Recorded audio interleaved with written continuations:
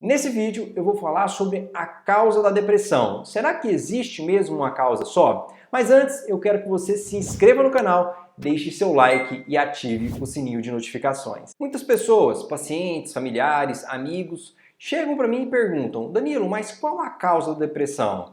Minha vida está perfeita, eu tenho meus filhos saudáveis, meu ambiente de estudo está perfeito, eu estou tendo um desempenho que eu gostaria, que eu sempre sonhei, mas não consigo entender por que eu estou sentindo essa tristeza. Qual que é a causa disso tudo? Se você tem essa dúvida, nesse vídeo eu vou responder essa pergunta. Qual a causa da depressão? Quando a gente pensa em depressão, a gente tem que entender que não existe uma causa única. Então quando as pessoas falam, fulano de tal ficou deprimido por falta de religião, isso é um erro grave. Quando as pessoas falam que alguém ficou deprimido porque teve um término de relacionamento, isso também não faz o menor sentido. Porque pensa comigo, se todo mundo que terminasse um relacionamento ficasse depressivo, todos nós teríamos depressão.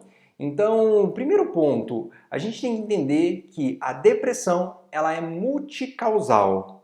O que eu quero dizer com multicausal ou multicausalidade? Que a gente não atribui simplesmente um fator para determinar a causa de um quadro depressivo. Então, quais são essas causas que vão se somando até que em um momento aparece a depressão? O primeiro aspecto é a parte genética. A gente sabe que a depressão ela tem uma herdabilidade. A gente tem uma herança de pais, avós para os filhos. Os estudos mostram que a herdabilidade da depressão é de aproximadamente 37%. Mas é só o fator genético envolvido na causalidade da depressão? Não, porque 37% não explica todos os casos, né? Não explica 100%, obviamente.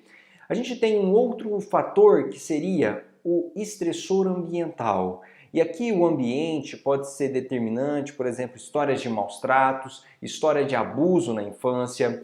A pessoa que tem um estressor no momento atual pode funcionar como um gatilho. Então eu tenho aqueles fatores mais distantes lá da minha infância e tem os fatores mais atuais, como perda financeira, como bullying, como um término de um relacionamento, um luto de uma pessoa querida, que isso pode funcionar como gatilho para que a depressão apareça. A gente também tem algumas questões que são ambientais, mas que são dependentes muito da pessoa. Por exemplo, uso excessivo de comidas que tem açúcar ou muita gordura, isso confere um risco maior de a pessoa ter um quadro de depressão. Além disso, o uso de drogas, tanto lícitas quanto ilícitas, listas como álcool, cigarro e listas como maconha, crack, cocaína, LSD, todos esses fatores, todas essas questões vão conferindo um risco aumentado para que a pessoa em algum momento apresente um quadro de depressão. Então, o que eu falei até agora? Existe esse fator que é o genético, vai ter uma interação com esse ambiente, com história de abuso, maus tratos na infância, vai ter esse fator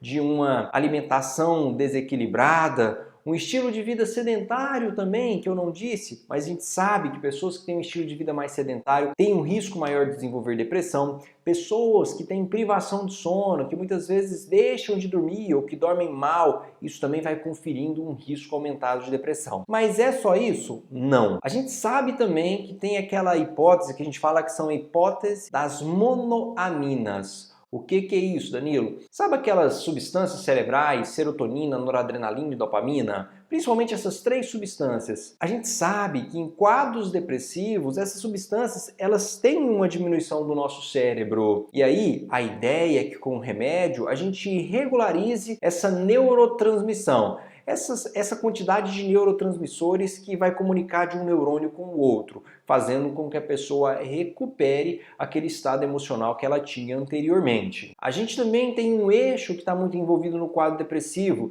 que é o eixo do estresse. A gente tem um eixo que a gente fala que é o hipotálamo, hipófise adrenal. Esse eixo está muito relacionado com o estresse, que vai liberar cortisol. Se isso é ativado cronicamente, se esse eixo é ativado cronicamente, a gente tem um risco maior de desenvolver depressão. Nós temos também fatores inflamatórios envolvidos num quadro de depressão. Antigamente acreditava-se que depressão era doença do cérebro, hoje não. Hoje a gente sabe que é uma doença sistêmica. Tanto que muitas pessoas que têm depressão tem um aumento de atividade inflamatória no organismo. Isso é interessante porque a depressão por si só, ela aumenta o risco da pessoa ter uma doença cardiovascular, ter uma doença do coração, ter uma doença muitas vezes também metabólica. Então, ficar atento a isso. Depressão não é uma doença só do cérebro da pessoa. O estresse cronicamente também está relacionado com destruição de neurônios. Então, aquela pessoa que tem um estresse crônico, isso vai causando lesão no cérebro e aí ela vai perdendo, inclusive, aquela capacidade cognitiva de raciocinar, de pensar, de tomar decisão, memória, concentração. Tudo isso vai sendo prejudicado. Então, olha quantos fatores que estão envolvidos num quadro de depressão. A parte genética, a parte ambiental desde a infância e vida adulta, a parte do estilo de vida que a gente leva como alimentação, como sedentarismo, como um sono adequado, a parte da neurotransmissão química com diminuição de serotonina, dopamina e noradrenalina, a parte do estresse que vai matando nossos neurônios, a parte inflamatória do nosso corpo que confere um risco de doenças cardiovasculares. Percebam que eu não estou falando um único fator. A gente vai ter um somatório desses fatores até que em algum momento a doença aparece. E aí sim, a gente fala em causas da depressão, essa multicausalidade.